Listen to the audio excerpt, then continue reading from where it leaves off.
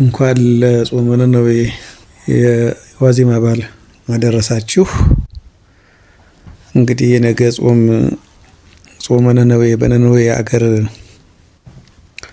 የነነዌ ሰዎች ናቸው ጾሙን የጾሙት።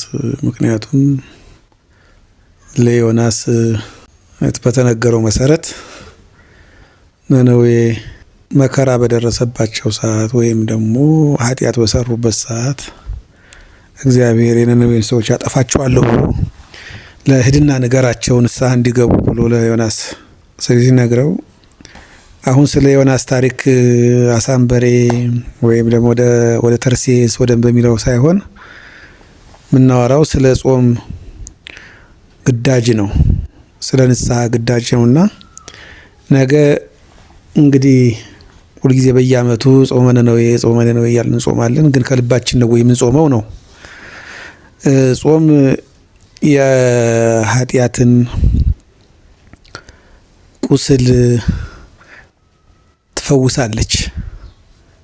ማንጫ ናት፣ ሳሙና ነች ጾም። ግን ጾም ከልብና ከመመለስ ሲሆን ነው። ደግሞ እንደነገው ደግሞ የጉባኤ ጾም ሲሆን ደግሞ ልክ ግዳጅ መፈጸም አለበት። በሀገራችን ላይ ከፍተኛ የሆነ ችግር ተከስቷል። እንግዲህ ይህንን በጾም ማስወገድ አለብን።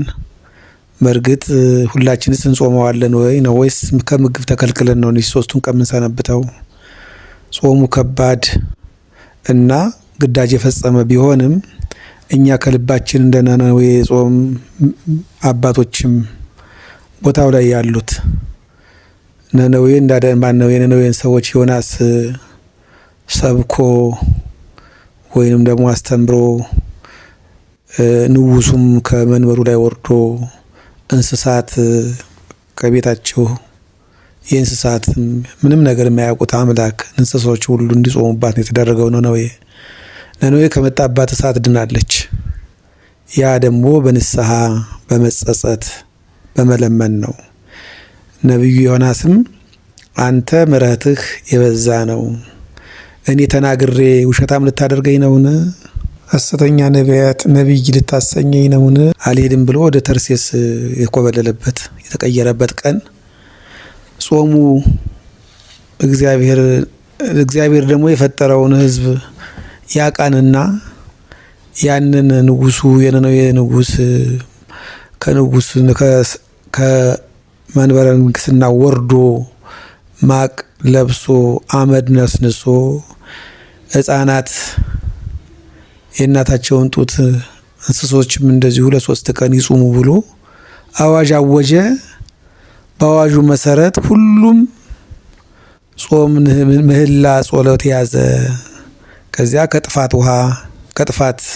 ከእሳት ጥፋት ነነዌም ከመጥፋት እንደ ነነዌ እንደ ሰዶምና ገሞራ እንደጠፉት ሳትጠፋ ተረፈች።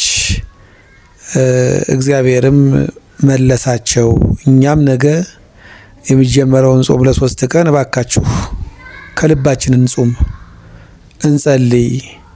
እባካችሁ በንስሐ ሁነን ራሳችን ዝቅ አድርገን በትዕቢት ሳይሆን በንስሐ ከምግብ መከልከል ሳይሆን በንጽህና ልቦና ሁነን እንጾማት ዘንድ አደራ ላለሁ። ጾም ነገ ይጀምራል። እንግዲህ የነነዌ ጾም ናት። የነነዌ ከጥፋት የዳኑባት ነችና ኢትዮጵያንም ከጥፋት እንዲያድነን ጸሎት እናድርግ፣ እንጹም። አመሰግናለሁ። እንኳን አደረሳችሁ ብያለሁ።